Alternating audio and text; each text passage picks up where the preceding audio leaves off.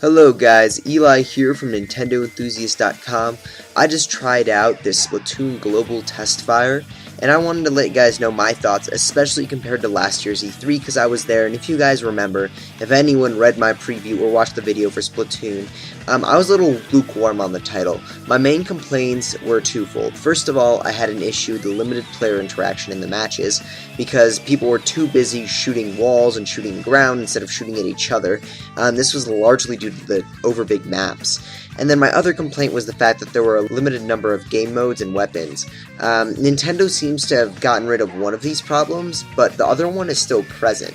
So the Splatoon I played today was far more engaging than the Splatoon I played last year. First and foremost, the maps were more compact. This created an environment where players constantly were interacting with one another. The action was faster paced and more exciting. The fact that I was always shooting other players in addition to the environment created an experience that sucked me in much more effectively. It was also awesome that Nintendo added in so many weapons, sub-weapons, and special abilities. The balance between the roller and the paintball splatter seemed incredibly sound. I never felt over or underpowered while playing the game. The only issue I had was the sniper. Although an effective combat weapon, the sniper's limited width made the weapon ineffective at covering large amounts of territory. Unfortunately, I only saw a few players using the weapon as a result.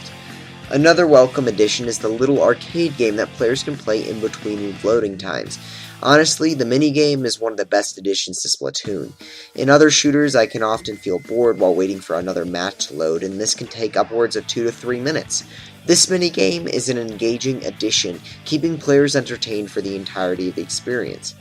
On the whole, the mechanics and gameplay of Splatoon are much more improved and far more fun than last year's demo. Moreover, the variety of weapons in the demo and those announced during the Nintendo Direct ensure an experience that will keep the gameplay deep and varied. Unfortunately, the game is still limited in game modes and maps at launch. Splatoon is set to launch with just 2 different multiplayer modes and only 5 maps. In the hour I spent on the global test fire, I already felt adept in my knowledge of my maps. In such a short time, I already felt like I knew all the ins and outs and secret spots and the strategically significant areas on the maps. This is primarily due to the aforementioned compactness of the maps. In fact, some coworkers here at Nintendo Enthusiast even felt bored at the conclusion of the hour due to the limited number of maps. Although Nintendo did promise tons of new maps after the game launches, and even a new update in August, the Splatoon that is set for launch on May 29th still feels like an incomplete package. With just 2 multiplayer game modes and 5 maps, it seems that many players will get bored within a matter of hours. Fortunately, the wide variety of upgrades, weapons, gears, and side armor will make replayability an important factor in Splatoon's success. However, it is inarguable that Splatoon's launch leaves more to be desired from what has been displayed so far in the demo and the Nintendo Direct.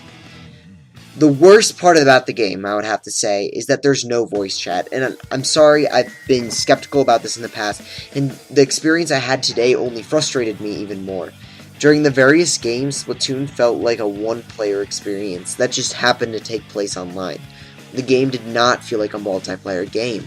There was no collaboration of any sort, and the lack of a party system meant a complete lack of development of strategy. The whole game was a free-for-all. Sure, Splatoon was still fun to an extent, but the title leaves far more to be desired when playing without voice chat. There were times during the demo that I felt that my team was dominating, only to find out that we were actually crushed by the other team.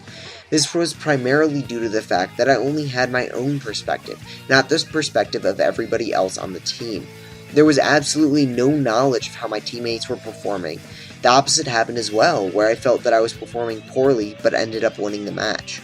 I had no idea who needed help, where our turf was struggling in retention, or where everything was under control. There were times I would just super jump to a team member just to see that he had everything under wraps.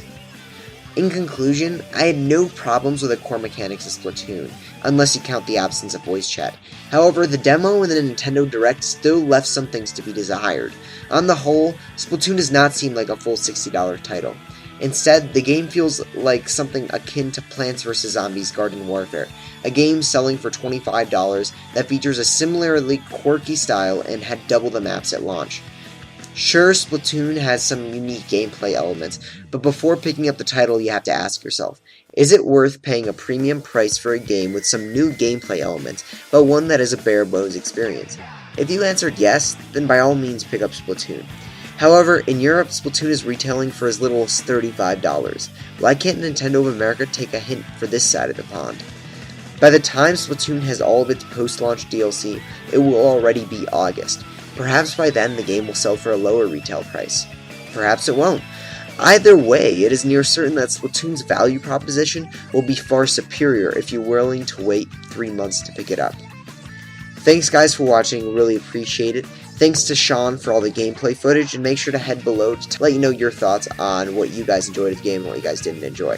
Thanks for watching.